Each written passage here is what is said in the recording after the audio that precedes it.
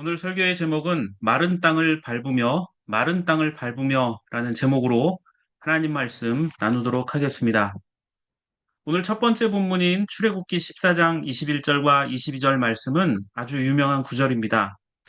이집트에서 탈출한 이스라엘 자손이 큰 위기에 빠집니다. 앞은 바다가 길을 막고 있고 뒤에는 이집트 왕의 군대가 추격해오고 있습니다. 어디로 피할 새 없는 위기의 상황입니다. 이 절망적 순간에 모세는 바다를 향해 팔을 내밀었다라고 되어 있습니다. 그러자 바다가 말라서 바닥이 드러나고 이스라엘 자손은 바다 한가운데 마른 땅을 밟으며 지나갔다라고 말합니다. 어떤 사람들은 모세가 팔을 내밀었다는 것을 기도하는 것이라 설명하기도 합니다. 모세가 기도하자 하나님께서 그 기도를 들어주셨다는 겁니다. 그런데 하나님을 알지 못하는 사람들은 하나님께 기도하지 않고 바다나 산, 나무, 돌, 이런 것에 기도하기도 합니다.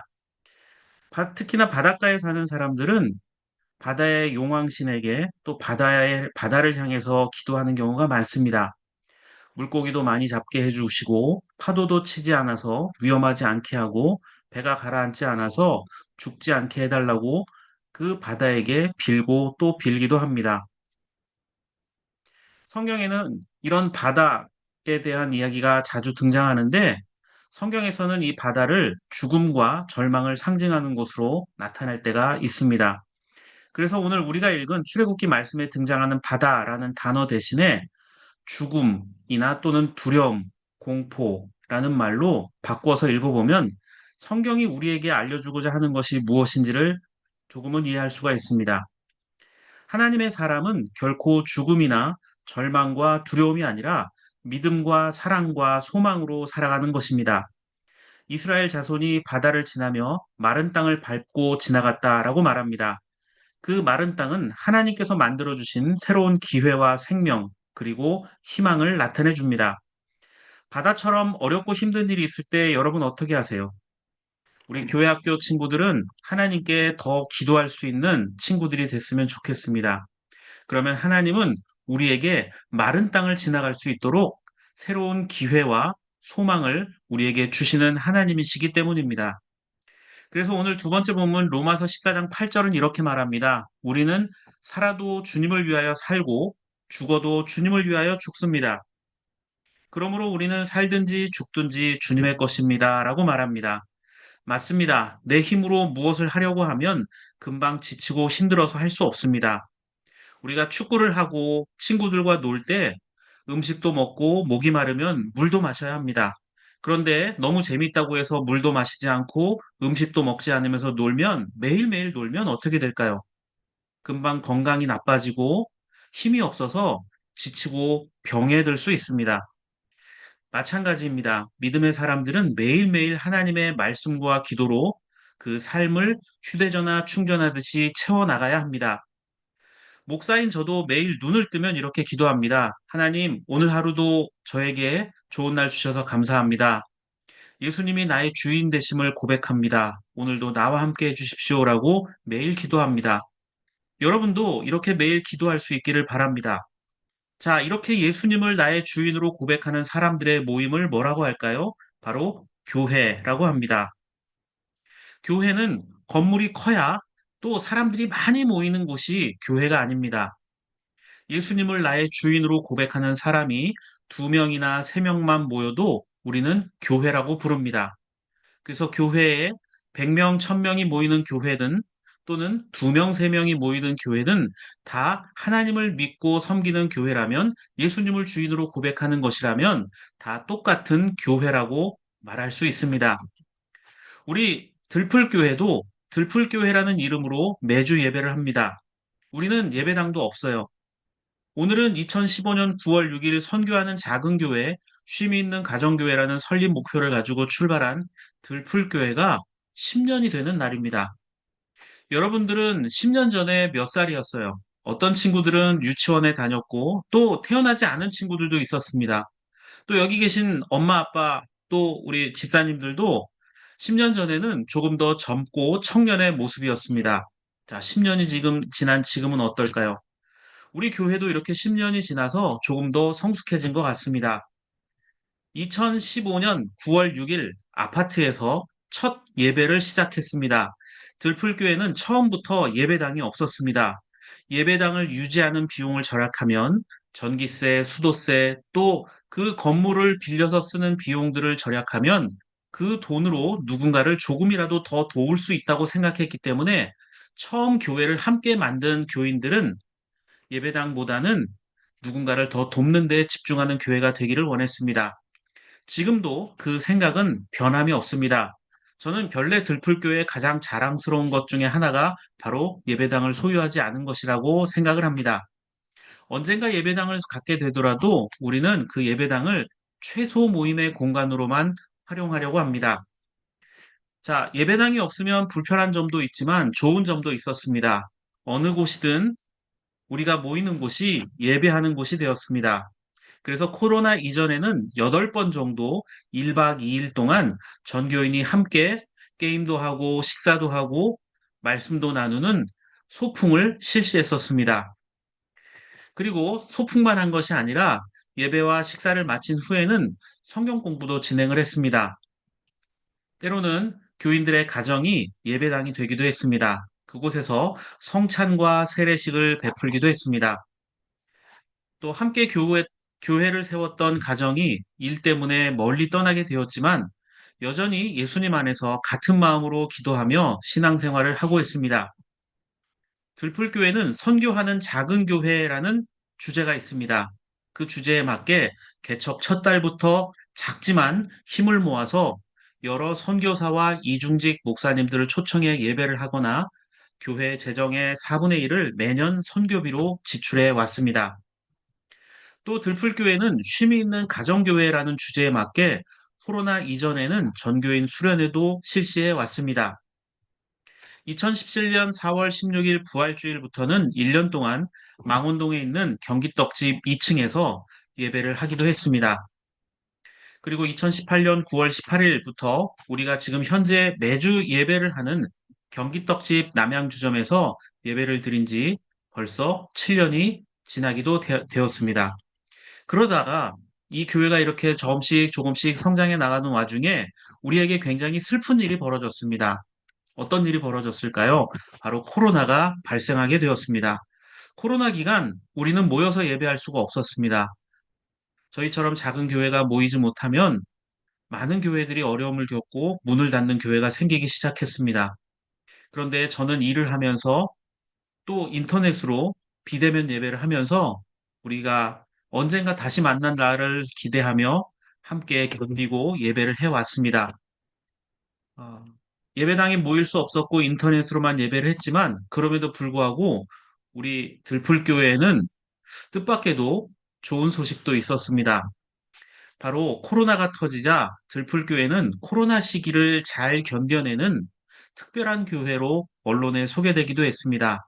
2020년 3월 국민일보와 2021년 목회와 신학에 기사가 났습니다. 목사가 주중에 일을 하고 주일엔 예배하는 교회. 그래서 이 코로나 시기에도 굳건하게 목회를 이어가는 교회로 소개가 되었습니다. 그래서 이 코로나 이후에 대한목회, 대한교회로 소개가 되었습니다. 그래서 많은 사람들에게 들풀교회는 건강하고 미래지향적인 교회로 알려져 있습니다. 저와 여러분이 알고 있는 것보다 저희 들풀교회에 대한 호감이 더 많은 사람들에게 잘 알려져 있다는 사실을 꼭 기억해 주시기 바랍니다. 우리 교회는 어쩌면 다른 사람들에게 본이 되고 있고 이미 다른 사람들의 어떤 모델이 되는 그런 바른 교회의 길을 가고 있다는 점입니다. 코로나가 끝나고 대면 예배를 시작하고 비록 마스크를 쓰고 예배했지만 함께 성찬도 나누고 식사를 하게 되었습니다. 그리고 가장 중요한 들풀교회 한 가지 일이 벌어졌습니다. 어떤 일이었을까요? 바로 들풀교회 교회학교가 2022년 11월 13일 시작되었습니다. 이 들풀교회 교회학교를 통해서 우리 교회학교가 별도로 예배하면서 처음에는 예수님이 누구인지 어떻게 예배를 하는지도 잘 몰랐던 우리 교회학교 친구들이 지금은 예배 시간에도 아주 바르게 예배를 하고 또 성경학교를 통해서 다른 교회 친구들과 비교해 보아도 전혀 예수님을 믿는데 손색이 없는 좋은 신앙의 자녀들로 잘 자라고 있게 되어서 너무나 기쁘게 생각하고 있습니다. 그리고 우리가 여전히 예배당이 없다 보니까 2023년 4월 9일에는 부활절 예배를 경기 떡집 새롭게 지은 김포 공장에서 많은 분들이 함께 모여 감사 예배를 포함해서 함께 드리게 되었습니다. 그리고 2023년 8월 20일에는 온 가족이 함께 모여서 예배하는 그런 시간도 갖게 되었고, 또 교회 학교와 함께하는 그 예배가 성탄절에도 하나의 전통이 되었습니다. 그래서 2023년 12월 25일 이 성탄절부터 2024년 12월 25일에도 역시 우리 교회 학교와 함께 보성집에서 함께 예배를 하고 성탄절 예배를 하고 전교인이 식사를 하는 그런 일이 있었습니다. 아마 성탄절에 삼겹살을 구워 먹는 교회는 저희 교회가 유일하지 않을까 생각될 정도로 많은 교회들이 성탄절에 모여서 함께 교제하고 삼겹살을 구워 먹는 우리 교회 모습을 보면서 부러워하기 시작했습니다. 그리고 2024년 3월 24일에는 역사적인 교회 학교 예배당이 따로 생기게 되었습니다. 보통 어른들을 위한 예배당을 만들고 그 다음에 교회 학교를 위한 예배 공간을 만듭니다. 그런데 우리는 교회 학교를 위한 예배 전용 공간을 먼저 만들었습니다. 그리고 어린이 주일 예배를 통해서 우리 교회 학교를 1년 이상 섬겨주신 허혜정 집사님께서 교회 학교 행사를 잘 진행해 주셔서 우리 어린이들이 신앙으로 잘 성장할 수 있도록 큰 가르침을 주셨습니다. 그 가르침에 따라서 우리는 2024년 8월 10일부터 11일 1박 2일 동안 교회의 첫 여름 성경 캠프를 진행하기도 했습니다. 그리고 올해도 어린이 주일 예배와 또 선물을 함께 나누는 귀한 시간을 갖기도 했습니다. 그리고 여러분들은 잘 모르시겠지만 저희 교회는 선교하는 작은 교회라고 말씀드렸죠. 그래서 우리가 군대에 있는 병사들에게 선교비나 떡을 지원하기도 하고 때로는 제가 부대를 방문해서 병사들을 위해 기도하고 또 세례를 베풀기도 했습니다. 올해 2025년 7월 19일에 강원도 화천에 있는 부대에 가서 군사훈련을 받고 있는 군인 아저씨들에게 제가 한 150명 정도 세례를 함께 베풀게 되었습니다.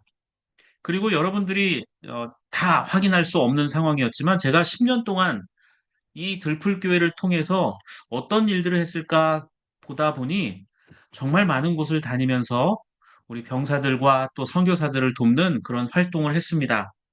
사진을 다 실을 수 없을 정도로 많은 곳을 다녔습니다. 사진을 정리하다 보니 지난 10년 동안 하나님께서 여러 곳에 보내서 많은 군인들을 섬기게 하셨습니다. 제가 대충 계산해 보니까 지난 10년 동안 들풀교회의 이름으로 기도하고 위문을 한 적어도 떡을 한 개 이상 먹여준 그런 군인 아저씨들이 적어도 10만 명은 넘는 것 같다라는 생각을 하게 되었습니다. 우리처럼 규모가 작은 교회가 10만 명이 되는 군인들을 섬길 수 있었다는 것, 굉장히 큰 기쁨과 보람이 아닐 수가 없습니다. 그리고 올해는 여름에 여름 성경학교를 네 교회가 모여서 함께 했습니다. 정말 유익하고 알찬 프로그램으로 이 행사를 통해서 더 많은 교회가 함께 하기를 소망하는 여름 성경 캠프를 잘 진행하게 되었습니다. 여러분, 지난 10년 동안의 역사를 돌아보면 우리는 그저 작은 교회로 머물진 않았습니다. 지금도 우리처럼 규모가 작은 교회, 또 이제 교회를 시작하고 싶은 많은 목사님들에게 모범적인 교회로 또 배우고 싶은 교회로 자리매김하고 있습니다. 여러분, 자부심을 가지고 들풀교회 교인이 되었다는 것, 들풀교회 교회 학교를 다닌다는 것에 자부심을 갖고 살아가시길 바랍니다. 제가 최근에 본 책 중에 김영갑이라는 사진 작가의 그 섬에 내가 있었네라는 책이 있습니다. 이 책에는 제주도의 자연과 풍경이 담긴 사진과 글이 있는 수필집입니다. 책을 쓴 김영갑 작가는 1982년 제주도의 매력에 빠져서 섬 여러 곳을 여행하며 사진을 찍다가 1985년 제주도로 아예 이사를 합니다. 자, 이 사람이 부자였냐? 그렇지도 않습니다. 돈도 없었고 또 결혼도 하지 않아서 혼자 살림을 하고 생활을 하고 그때그때 노동을 하고 일을 하면서 먹을 것을 줄이고 돈도 아껴가면서 사진과 필름을 구입해서 제주도의 아름다운 풍경을 담았습니다. 그리고 2005년 루게릭병으로 죽을 때까지 수많은 사진 작품을 남기게 됩니다. 이 김영갑 작가의 책을 읽다 보면 외로움과 고통이 느껴집니다. 그러나 이 작가는 제주도의 아름다운 사진을 남김으로써 많은 사람들에게 지금도 그 작품의 아름다움을 감상할 수 있도록 큰 작품들을 남겨주었습니다. 저는 이 김영갑 작가의 책을 왜 소개해 주냐면요. 저희 교회 이름이 들풀교회잖아요. 꽃이 아닙니다. 저희는 들판에 있는 흔한 그리고 주목받지 못하는 풀과 같은 하지만 그 풀이 배경을 살려주고 꽃을 아름답게 하는 것처럼 우리도 그런 신앙인의 삶을 살자라는 다짐으로 들풀교회로 이름을 정하게 되었습니다. 그런데 이 김영갑 사진 작가의 사진들을 보면 수많은 들풀들이 등장합니다. 이 책에서는 우리 들풀교회를 생각하게 하는 글이 있습니다. 하지만 여전히 풀과 나무들은 삶을 포기하지 않습니다.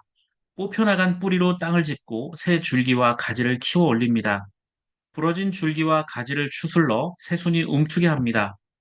끊임없는 비극과 고통 속에서도 풀과 나무들은 비명 한 번 내지르지 않고 불평 한 번 없이 절대로 도망치는 법도 없이 묵묵히 새 삶을 준비합니다. 다가오는 비극과 고통이 그들을 오히려 더 강한 존재로 만들어줍니다. 저는 책을 보면서 하나님께서 저에게 들풀교회는 이런 곳이라고 설명해 주는 것이 아닐까 착각이 들 정도였습니다. 아프고 힘들지만 또 불편하지만 풀과 나무들처럼 불평하거나 도망치는 법도 없이 묵묵히 자리를 지켜주신 여러분들 덕분에 저는 버티고 힘을 낼 수 있었습니다. 또 우리는 그렇게 작지만 우리와 처지가 같은 이웃 교회들을 돌아보며 도울 수 있었습니다. 예수님을 믿어도 우리 인생에는 바람이 불어올 수 있습니다. 때로는 그 강한 바람 때문에 나무와 풀의 줄기가 또 가지가 부러지는 것처럼 나의 꿈과 계획이 무너질 때가 있을 겁니다. 하지만 그 예수님 때문에 우리는 다시 일어설 수 있습니다. 바다 한가운데서 마른 땅을 밟고 지났던 이스라엘 자손들처럼 지난 10년 동안 하나님께서 들풀교회와 함께 해주셨음을 믿습니다. 바다처럼 힘든 일들이 있었지만 하나님은 그때마다 마른 땅을 밟고 지나갈 수 있도록 길을 열어주셨습니다. 이제 여러분들 함께 기도해 주십시오. 들풀교회 신앙 공동체가 하나님과 이웃을 사랑하고 섬기는 바른 교회가 될 수 있도록 여러분 기도해 주십시오. 오늘 예배 시간에 기도하신 우리 집사님의 기도처럼 느린 걸음이지만 바르게 살아가는, 바르게 세워져가는 그런 들풀교회가 되기를 바랍니다. 우리는 지난 10년 동안 하나님의 은혜로 바다와 같은 세상에서도 마른 땅을 밟아왔습니다. 여러분 10년 뒤에는 여러분이 어떤 사람들이 되어 있을까요? 새롭게 다가오는 10년에도 하나님과 이웃들을 더욱 사랑하며 하나님과 사람 앞에 사랑스러워져가는 우리 들풀교회와 교우 여러분들의 삶이 되기를 바랍니다.